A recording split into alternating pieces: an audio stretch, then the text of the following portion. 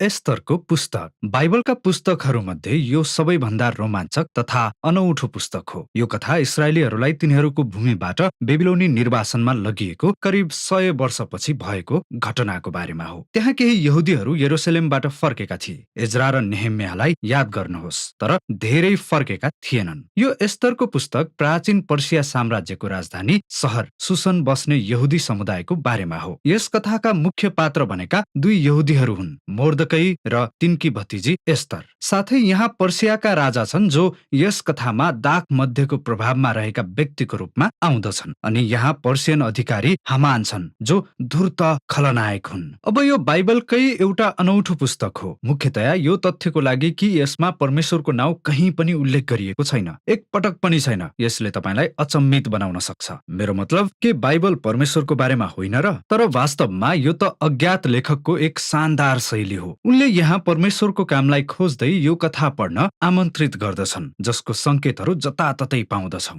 यो कथा पूर्ण रूपमा धेरै अनौठा संयोगहरू तथा व्यङ्ग्यात्मक रूपमा परिस्थिति उल्टिएको घटनाहरूले भरिएको छ, अनि यसले तपाईलाई परमेश्वरको उद्देश्यलाई पर्दा पछाडिबाट हेर्न बाध्य बनाउँदछ। आउनुहोस् कथाको गहिराईमा जाउँ। यो पुस्तक पर्सियाका राजाद्वारा आयोजना गरिएको दुई विराट भोजहरूबाट आरम्भ हुँदछ, जुन कुल 187 दिनसम्म चल्दथ्यो, अनि यो सबै उनको गौरव र ऐश्वर्यको भव्यतालाई प्रकट गर्ने उद्देश्यले गरिएको थियो। विराट भोजको अन्तिम दिनमा राजा दाख मध्येले मात्तिन्छन् र आफ्नी पत्नी रानी वस्तीलाई तिनको सुन्दरता देखाउनको लागि भोजमा उपस्थित हुन आदेश दिन्छन्। तिनले इन्कार गर्छिन्। त्यसैले राजाले नशाको सुर र क्रोधमा रानी वस्तीलाई पदच्युत गर्छन् र सबै पर्सियन पुरुषहरू अब आफ्नै घरको मालिक हुनु पर्दछ भन्ने मूर्खतापूर्ण उर्दी जारी गर्दछन्। त्यसपछि उनले सुन्दरी प्रतियोगिता राख्छन्, किनभने उनी नयाँ रानी खोज्न चाहन्छन्। यो साँच्चै एउटा तमासा जस्तै भइरहेको थियो। तर ठिक यही समयमा अब हामीलाई एस्तर र मोर्दकैसँग परिचय गराइन्छ। एस्तरले आफ्नो यहुदी पहिचान लुकाउँछिन् र सुन्दरी प्रतियोगितामा प्रवेश गर्छिन् अनि जित्छिन्,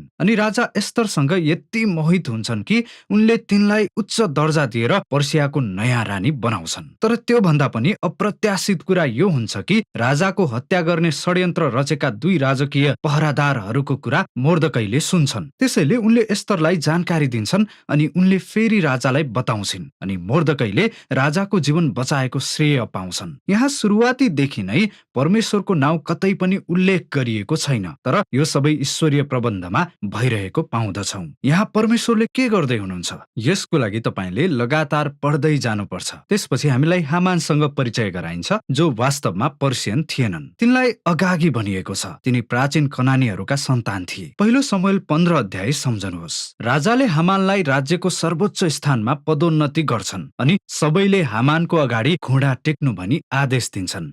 जब मोर्दकैले हामानलाई देख्छन्, उनले तिनको सामु घुँडा टेक्न अस्वीकार गर्छन्, जसले हामानलाई क्रोधित बनाउँदछ। अनि जब तिनले मोर्दकै यहुदी हुन् भनेर थाहा पाउँछन्, तब हामानले राजालाई एउटा यस्तो पागलपन जस्तै लाग्ने उर्दी गराई सफलतापूर्वक लागू गराउन राजी गराउँदछ, जुन उर्दीमा सबै यहुदी मानिसहरूलाई मार्नु भन्ने आदेश थियो। अनि यहुदीहरूको विनाशको मिति तय गर्न हामानले चिट्ठा हाल्यो। हिब्रूमा चिट्ठालाई पुर भनिन्छ। यस विषयलाई हामीले पछि हेर्नेछौँ। अब 11 महिनापछि अदारको 13औं दिन सबै यहुदीहरू मर्नेछन्। हामान र राजाले आफ्नो भयानक निर्णयको उत्सव मनाउन विराट भोज आयोजना गर्छन्। अब कथाको केन्द्रबिन्दु मोर्दकै र एस्तरतिर मोडिन्छ, जो यहुदीहरूका लागि एकमात्र आशाका पात्रहरू थिए। तिनीहरूले एउटा योजना बनाउँछन् कि एस्तरले राजालाई आफ्नो यहुदी पहिचान प्रकट गर्नेछिन् र उहाँलाई आदेश उल्ट्याउन आग्रह गर्नेछिन्। तर राजकीय अनुमति बिना राजा सामु जानु पर्सियन कानून अनुसार मृत्यु दण्डको सजाय हुने सम्भावना थियो। त्यसकारण एउटा मुख्य कुरा मोर्दकैले भन्छन्, यदि एस्तर चुप लागिन् भने तापनि यहुदीहरूको लागि छुटकारा अर्कै ठाउँबाट आउनेछ भन्ने विश्वास व्यक्त गर्दछन्। अनि मोर्दकैले आफ्नो विचार राख्दै भन्छन् कि कसलाई थाहा छ, सायद यस्तै समयको निम्ति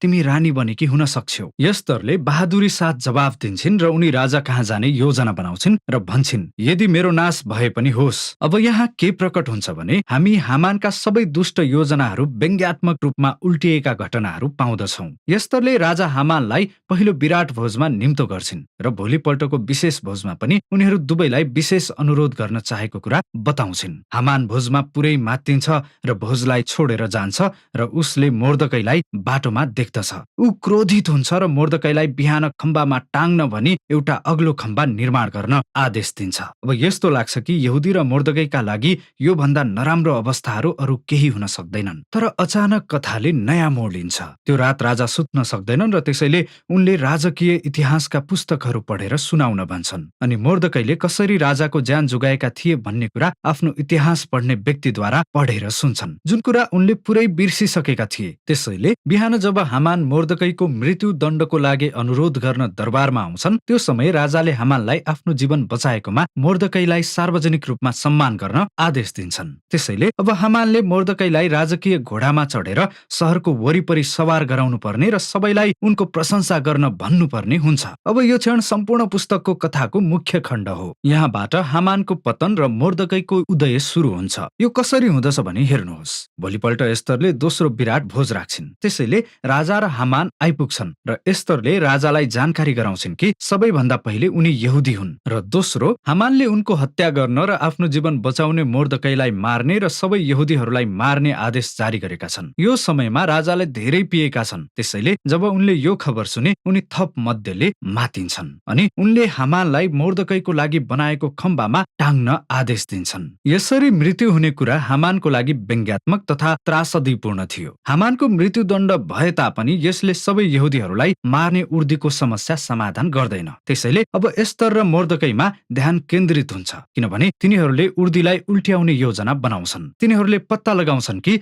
राजाले पहिले नै बनाएको उर्दीलाई रद्द गर्न सक्दैनन्। त्यसैले यसको सट्टा राजाले प्रतिकारात्मक उर्दी जारी गर्न मोर्दकैलाई आदेश दिन्छन्। तोकिएको दिन जुन सबै यहुदीहरूलाई मार्नुपर्ने थियो, अदारको 13औं दिन। अब यहुदीहरूलाई आफ्नो रक्षा गर्न र उनीहरूलाई मार्ने षड्यन्त्र गर्ने जो कोहीलाई नष्ट गर्न आदेश दिइएको छ। त्यसपछि मोर्दकै, एस्तर र यहुदीहरूले यो नयाँ आदेश अनुसार जताततै विराट भोज आयोजना गरी यो उत्सव मनाउँछन् र मोर्दकैलाई राजाको नजिक उच्च स्थानमा पदोन्नति गरिएको छ। अन्ततः उर्दीको दिन आउँछ र यहुदीहरूले आफ्ना शत्रुहरूमाथि विजय हासिल गर्छन्। पहिले तिनीहरूले हामानको परिवार र त्यसपछि हामानको षड्यन्त्रमा सामेल भएका अरू पर्सियन अधिकारीहरूलाई नाश गर्छन् र त्यसपछि दोस्रो दिन तिनीहरूले सम्पूर्ण राज्यभरि तिनीहरूको विरुद्ध षड्यन्त्र गर्ने जो कोहीलाई नष्ट गर्ने अनुमति पाउँछन्। जसै यहुदीहरू विनाशबाट बचाइए, त्यसपछि त्यो क्षण आनन्द र उत्सवमा परिणत हुँदछ। त्यसपछि कथाले कसरी एस्तर र मोर्दकैले विनाशबाट छुटकारा पाएको सम्झनामा 2 दिने पर्वको रूपमा उत्सव मनाउने उर्दीद्वारा पुरिम स्थापना भयो भनी बताउँदछ। अनि यो चाडको नाम हामानको चिट्ठाबाट आएको छ,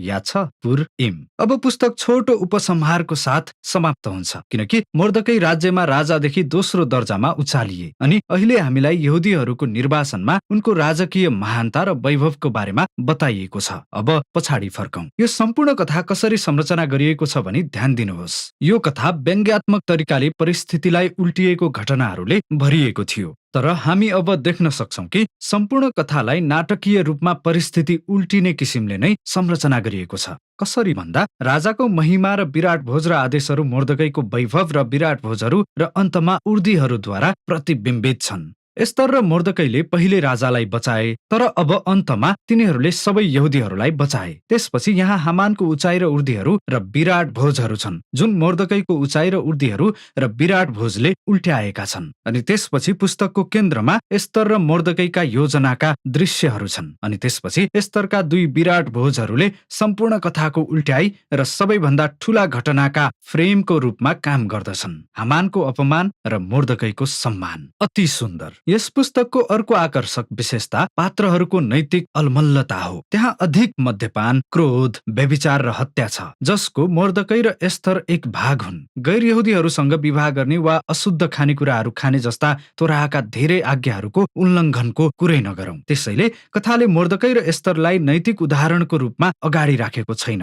मानौ कि यसले तिनीहरूको सबै व्यवहारलाई समर्थन गर्दछ, तर तिनीहरूलाई विश्वास र आशाको नमुनाको रूपमा अगाडि राखिन्छ जब अवस्थाहरू वास्तवमै खराब हुन्छन्। त्यसैले एस्तरको पुस्तक पुनः त्यस्तो प्रश्नमा फर्कन्छ जसको साथ हामीले सुरु गरेका छौं, परमेश्वरको नाउँ किन उल्लेख गरिएको छैन। यस पुस्तकको सन्देश यस्तो देखिन्छ कि जब परमेश्वर अनुपस्थित देखिनुहुन्छ, जब उहाँका जनहरू निर्वासनमा छन् र तोराहप्रति वफादार छैनन् भने के यसको अर्थ परमेश्वरले इस्राएललाई पुरै त्याग्नु भएको छ र? के परमेश्वरले आफ्ना प्रतिज्ञाहरू त्याग्नु भएको हो? अनि एस्तरको पुस्तकले भन्दछ, होइन। यसले हामीलाई मानव इतिहासको वास्तविक भद्रगोल र नैतिक अस्पष्टतामा परमेश्वरले काम गर्न सक्नुहुन्छ र गर्नुहुन्छ भनेर हेर्न निम्तो दिँदछ। अनि उहाँले आफ्ना उद्देश्यहरू पूरा गर्न नैतिक रूपमा सम्झौता गरेका मानिसहरूको विश्वास योग्यतालाई प्रयोग गर्नुहुन्छ। यसैले एस्तरको पुस्तकले हामीलाई केही कुराहरू ठिक नलागे तापनि परमेश्वरको प्रबन्धमा विश्वास राख्न र जस्तो सुकै नराम्रो अवस्था आए पनि परमेश्वर आफ्नो संसारलाई छुटकारा दिन प्रतिबद्ध हुनुहुन्छ भनी आशा गर्न हामीलाई आग्रह गर्दछ।